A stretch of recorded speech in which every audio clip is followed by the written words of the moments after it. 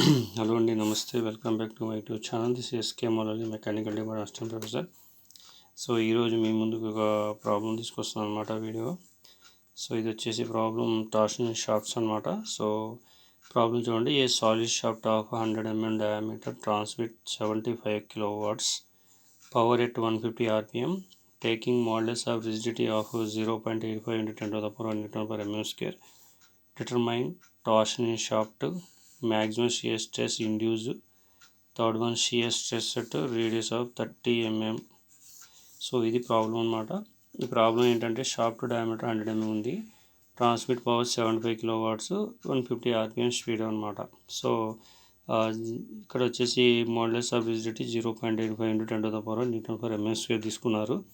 So first మనకి ఇచ్చిన given data ప్రకారం రాయాలన్నమాట. సో ఇక్కడ సొల్యూషన్ వచ్చేసి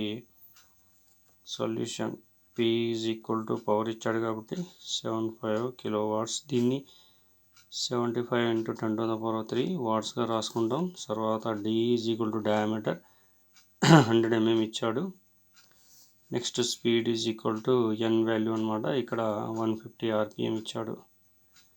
సో మనకు కావాల్సిన టార్క్ ఇన్ షాఫ్ట్ కాబట్టి ఫస్ట్ వన్ క్యాపిటల్ T కావాలి. So capital T is equal to మనకు ఈక్వేషన్ పవర్ ఇచ్చాడు కాబట్టి సో డైరెక్ట్గా ఈక్వేషన్ వేసుకోవచ్చు. 60 into P/2πn ఈక్వేషన్ అనమాట. లేకపోతే P is equal to 2πnt అవుతుంది. సో ఇక్కడ 60 into 75 into 10 to the power 3 divided by 2π into ఇక్కడ స్పీడ్ వాల్యూ వచ్చేసి మనకి rpm 150 ఇచ్చాడు. సో ఈ వాల్యూ మనం క్యాలిక్యులేషన్ చేయాలంటే 60 into 75 into 10 to the power 3 divided by 2 into pi into 150 rpm. So మనకి వచ్చేసి T మ్యాక్సిమం వచ్చేసి 7.46 న్యూటన్ మీటర్స్ వచ్చిందనమాట. ఇది T వాల్యూ. సో అలాగే దీని తర్వాత maximum shear stress injured. So shear stress injured వచ్చి సో ఇక్కడ షియర్ స్ట్రెస్ ఇంజూర్డ్ అన్నట్టు సెకండ్ పార్ట్. సో దీంట్లో షియర్ స్ట్రెస్ వచ్చేసి మనకి వాల్యూ ఫైండ్ చేసే దానికి అనమాట. సో T మ్యాక్సిమం కావాలి కాబట్టి సో ఈ ఈక్వేషన్ వచ్చేసి T ఈజ్ ఈక్వల్ టు మనం πd³ 16 into torque tau maximum వేస్తాం అనమాట.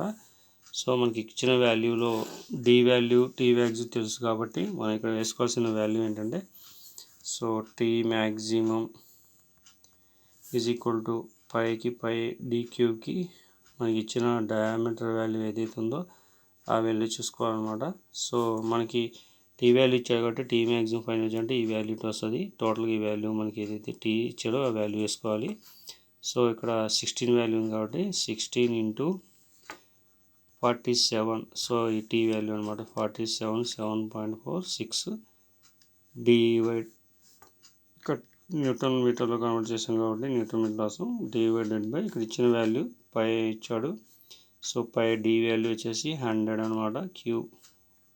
సో ఇక్కడ T మ్యాక్సిమం మనం ఇక్కడ షియర్ స్ట్రెస్ అనమాట ఈక్వల్ టు క్యాలిక్యులేట్ చేసినట్టయితే ఎంతో చూద్దాం.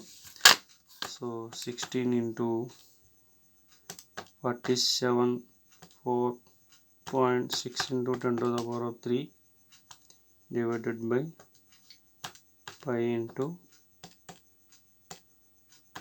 100 క్యూబ్. సో మనకి ఇక్కడ వచ్చిన వాల్యూ వచ్చేసి 24.32. ఇది షియర్ స్ట్రెస్ కాబట్టి న్యూటన్ పర్ mm స్క్వేర్ అనమాట. Newton per mm square answer. So అలాగే థర్డ్ వన్ C వచ్చేసి ఇక్కడ ఏమి ఇచ్చాడంటే shear stress at radius T అన్నాడు అనమాట. సో అంటే 30 mm రేడియస్ దగ్గర అంటే స్మాల్ అనమాట. దానికి ఈక్వేషన్ వచ్చేసి మనకి torque tau is equal to T maximum by capital R into small r. So ఇక్కడ ఇచ్చిన వాల్యూస్లో మనకి ఏమేమి తెలుసు, ఇచ్చిన వాల్యూస్ మొత్తం 100 అంటే D ఈజ్ ఈక్వల్ టు 100 అంటే దీన్ని బై 2 చేసుకుంటే మనకి 50 వస్తుంది అనమాట బిగ్.